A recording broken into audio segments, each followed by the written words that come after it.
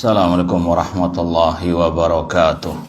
Innal hamdalillah nahmaduhu wa nasta'inuhu wa nastaghfiruh wa na'udzu billahi min syururi anfusina wa min sayyiati a'malina.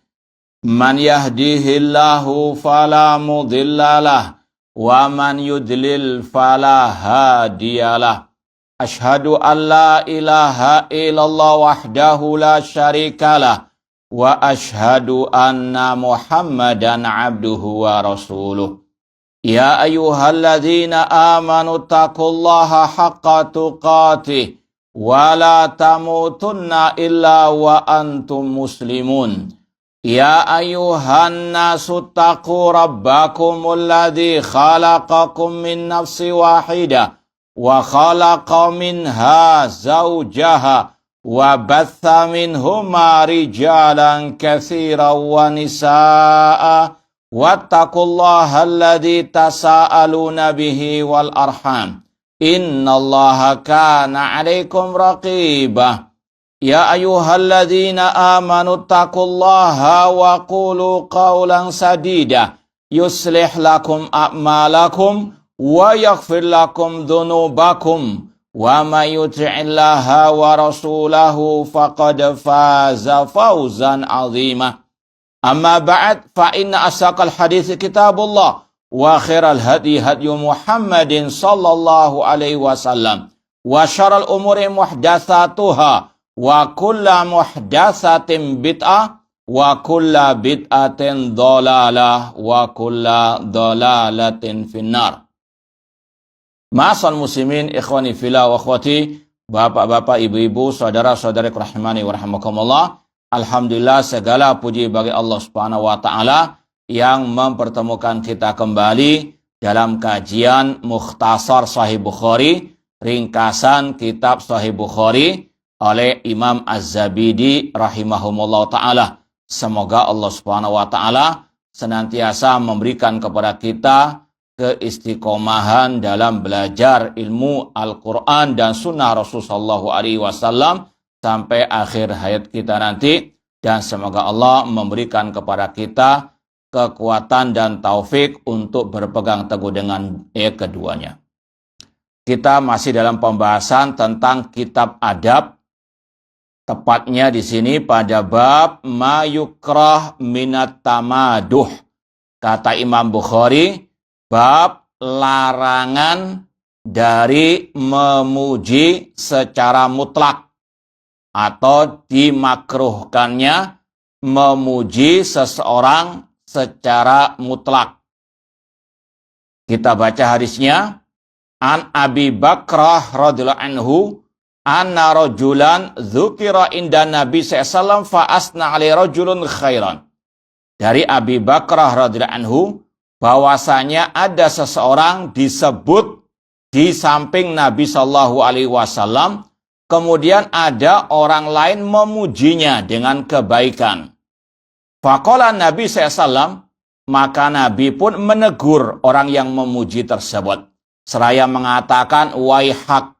Waihak kalau terjemahan bebasnya, celaka dirimu. Meskipun ini bukan doa kejelekan terhadap orang tersebut, namun ini bahasa Arab yang maknanya untuk menegur, untuk meluruskan ucapan orang tersebut.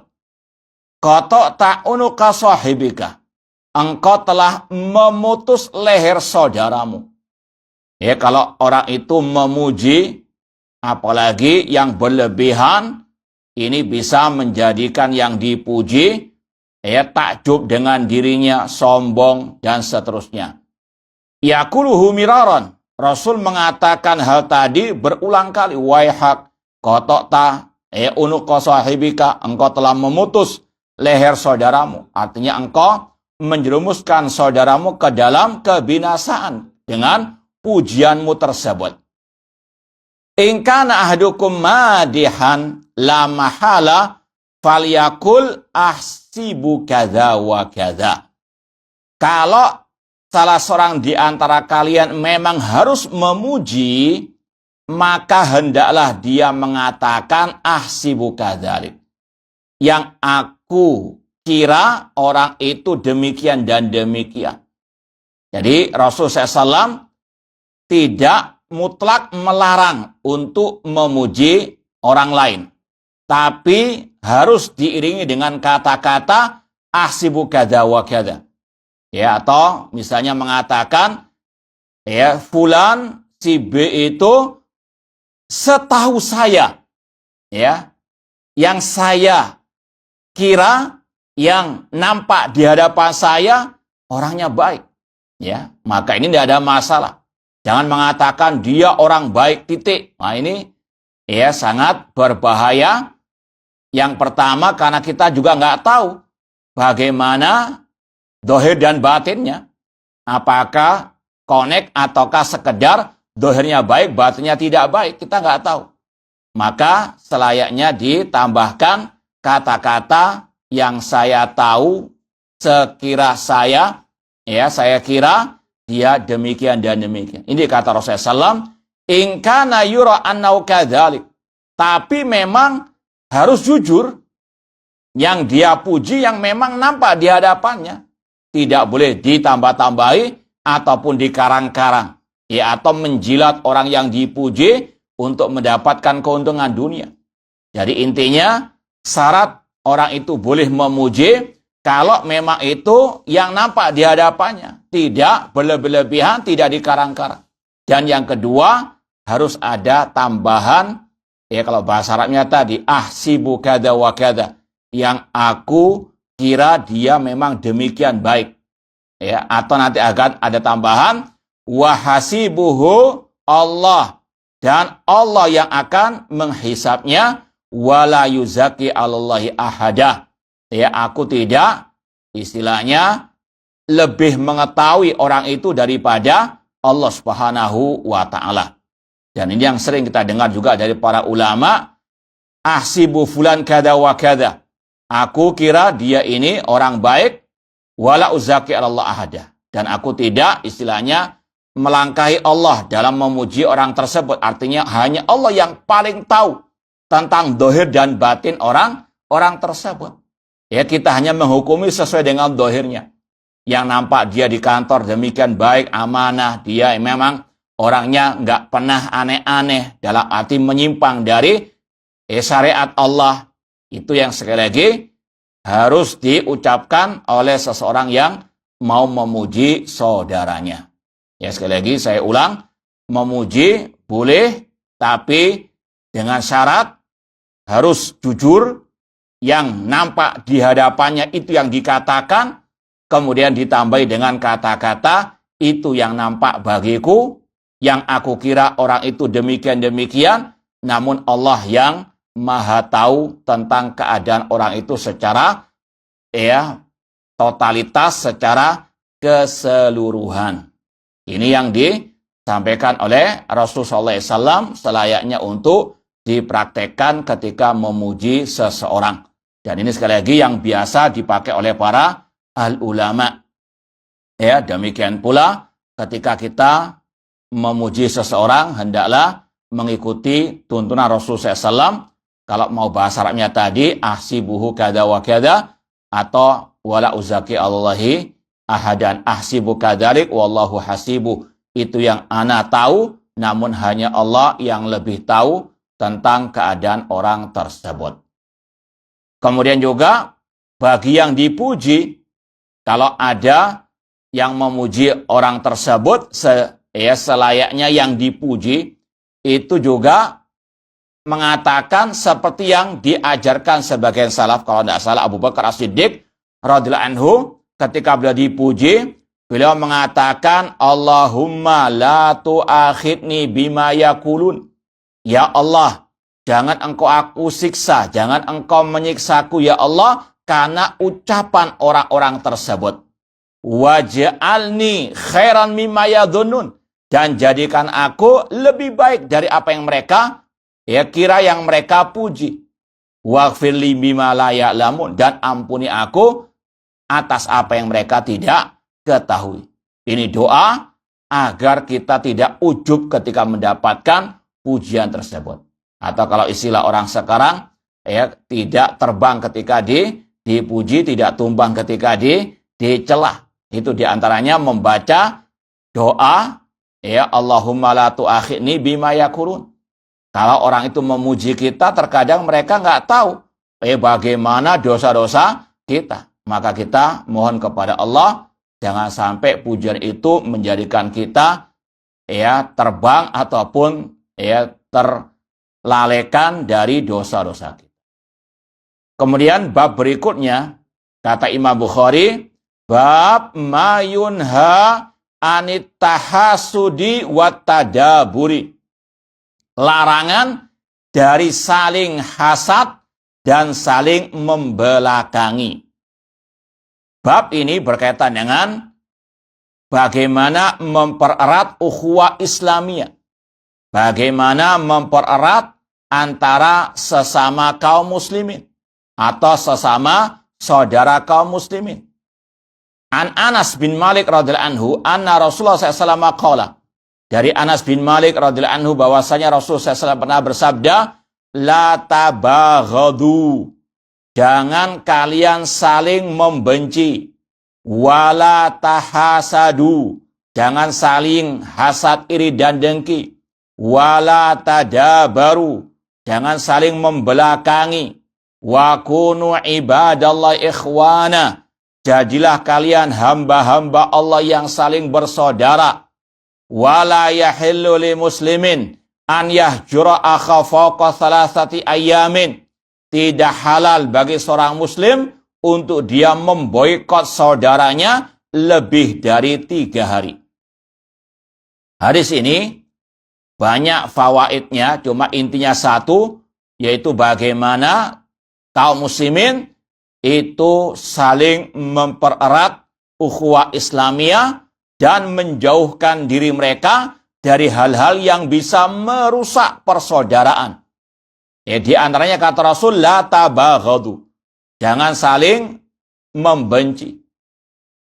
Ada ungkapan dari Syekh Dr. Abdul Razak bin Abdul Muhsin Al-Abbad Al-Badr, ulama di kota Madinah, ketika mensarah hadis seperti ini, beliau mengatakan, sebagian ulama mengatakan hadis ini menunjukkan larangan berbuat kebid'ahan.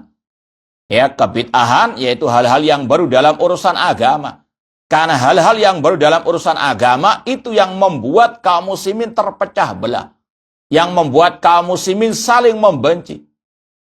Bid'ah itu sumber perpecahan, sumber keretakan kaum muslimin.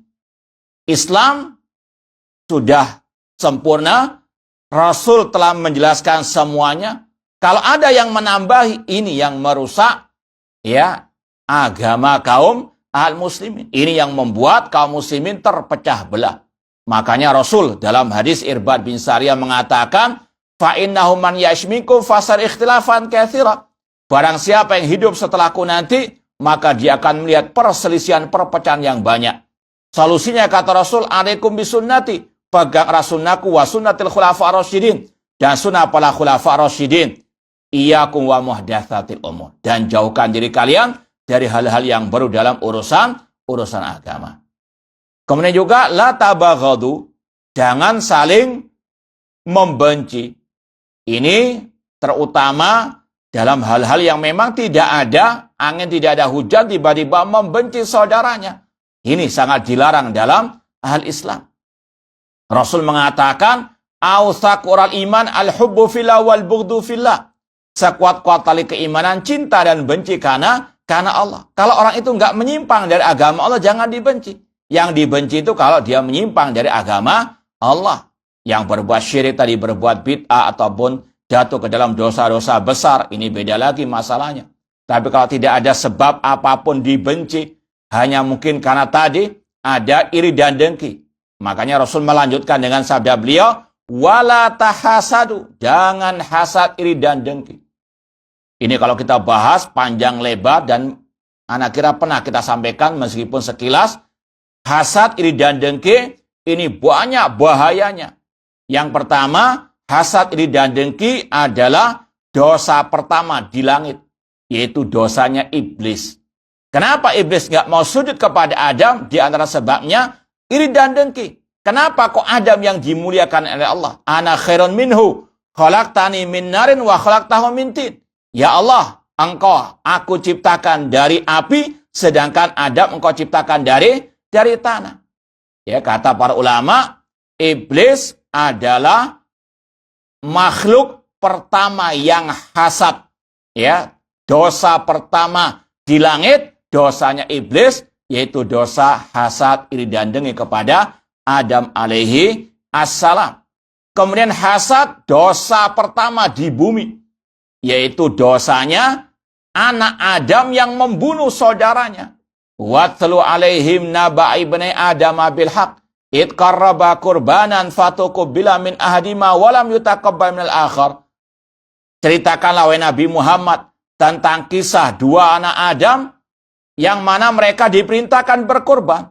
Yang salah satunya diterima korbannya, yang kedua tidak diterima. Yang enggak diterima korbannya itu mengatakan la aktulan, aku akan membunuhmu. Ini bersaudara karena hasad dan dengki sampai rela membunuh saudaranya. Dan ini juga dosa pembunuhan yang dilakukan oleh anak Adam pertama kali tadi. Ini merupakan dosa yang bersumber dari hasad dan dengki. Dan kata para ulama, anak Adam yang membunuh tadi itu akan menanggung dosa pembunuhan sampai hari kiamat. Karena dia yang mengajarkan dosa pembunuhan. Na'udzubillah. Apa sebabnya? Iri dan dengki. Saudaranya diterima korbannya, kok dia tidak diterima. Na'udzubillah min dzalik. Kemudian hasad, iri dan dengki, ini adalah kelakuan orang-orang al-Yahud. Wadda katsirun min alil kitab law yarudunakum min ba'di imanikum kuffaran hasran min indi anfusihim. Orang-orang ahli kitab, kebanyakan mereka menghendaki kalian kaum muslimin murtad dari Islam hasadan, karena hasad dalam diri mereka.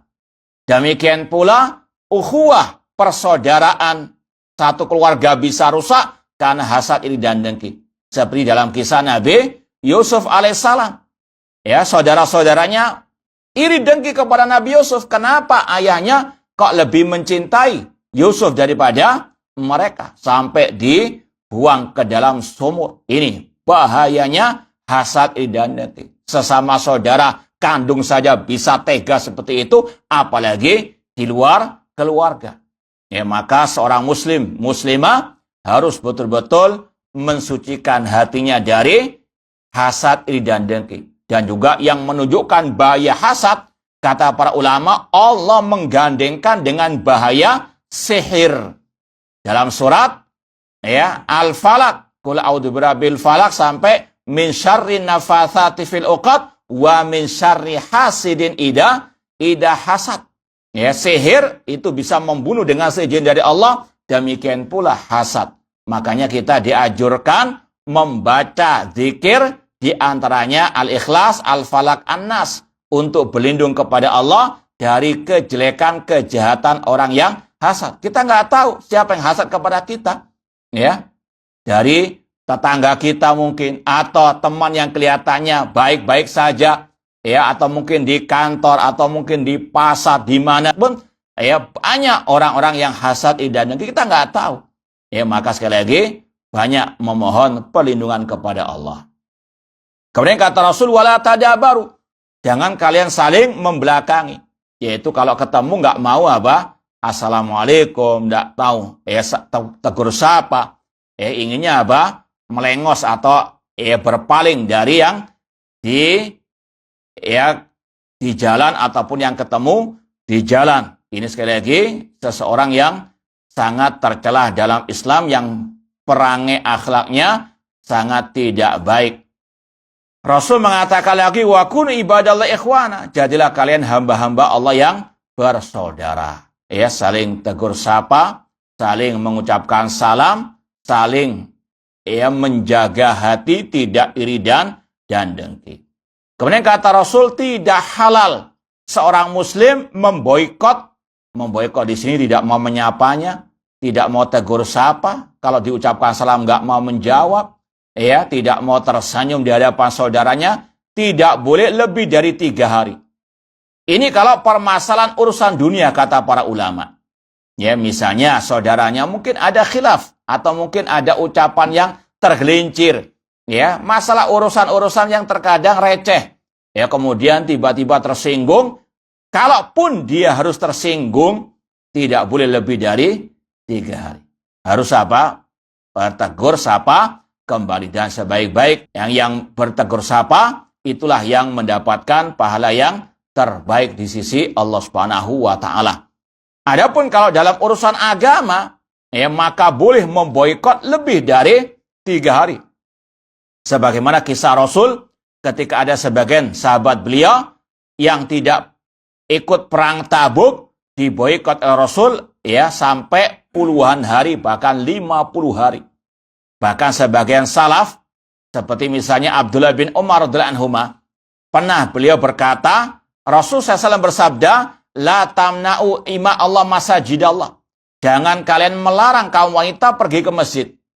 Ada salah satu dari putra beliau mengatakan, ya, aku akan melarang mereka. Kata Abdullah bin Umar, la ukallimuka abada. Aku nggak mau berbicara kepadamu selama-lamanya. Diboikot sampai ya mati. Ini kalau dalam urusan agama tidak ada masalah. Orang itu ya luar biasa kesesatannya, penyimpangannya.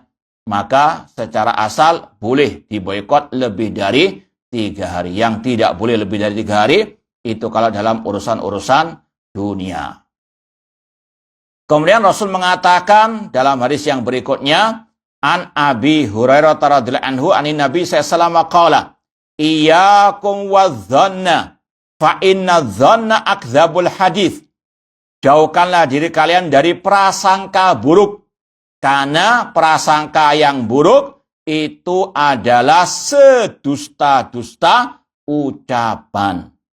Ini juga sama dengan tadi, untuk menjaga ukhuwah Islamiyah. Jangan ada prasangka yang buruk. Dan Allah berfirman dalam surat Al-Hujurat, ya ayyuhalladzina amanu ijtanibu katsiran minadh-dhann inna ba'dadh-dhanni itsm.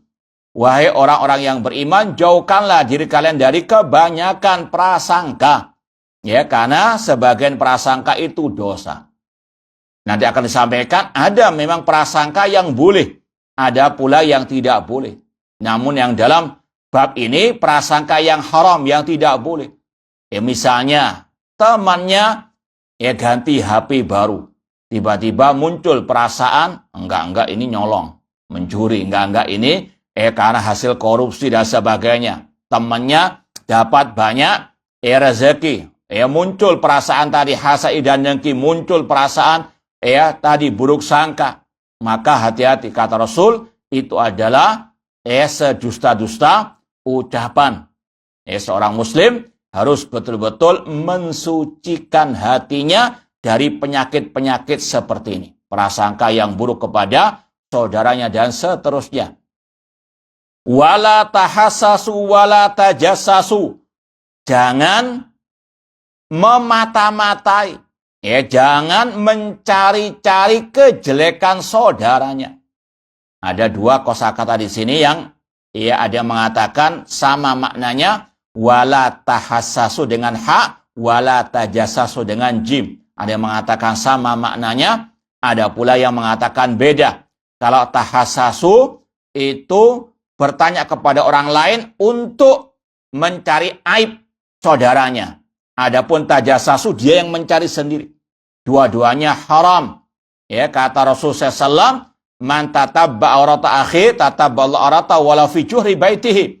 Kata Rasulullah SAW, barang siapa yang mencari-cari aib saudaranya, maka Allah bongkar aibnya meskipun di dalam rumahnya.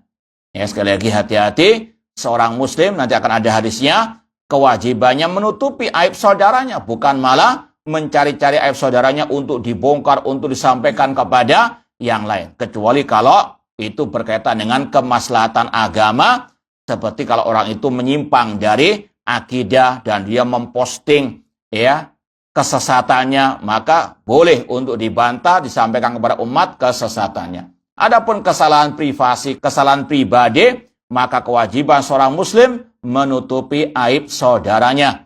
Rasul mengatakan, man satara musliman satara fid dunya wal akhirah. Barang siapa menutupi aib saudaranya, Allah tutupi aibnya.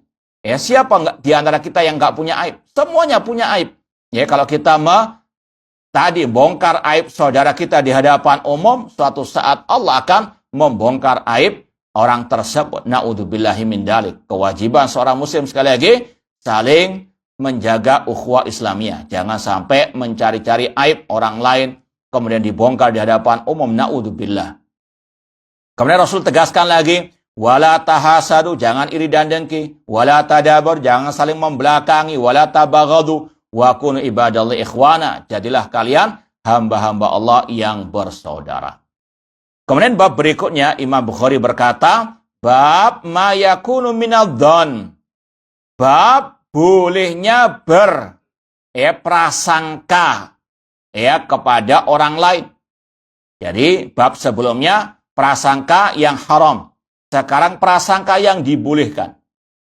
An Aisyah radhiyallahu anha qala Nabi sallallahu Nabi pernah bersabda, ma'adhunnu fulanan wa fulanan ya'rifani min dinina syai'an. Aku kira fulan dan fulan tidak paham sedikit pun dari agama kita. Ini tadi yang kita sampaikan kalau urusan agama. Orang ini memang betul-betul sesat. Orang itu memang nggak paham agama. Nggak paham akidah salaf. Maka boleh kita mengatakan orang ini memang nggak paham agama. Ini bukan apa? Prasangka yang jelek. Namun tadi memang betul-betul ada hitam di atas putih atau mungkin ada postingannya yang menjelaskan tentang kesesatannya tersebut. Jadi sekali lagi, prasangka ada dua. Ada yang haram, terutama dalam urusan-urusan dunia yang nggak ada indikasi apapun kemudian rasa-rasani ataupun dicurigai. Adapun yang tadi berkaitan dengan urusan agama, ini beda lagi pembahasannya. Demikian pula yang dibolehkan bagi mungkin aparat keamanan ketika mendapati indikasi orang itu memang penjahat dan sebagainya, tidak ada masalah.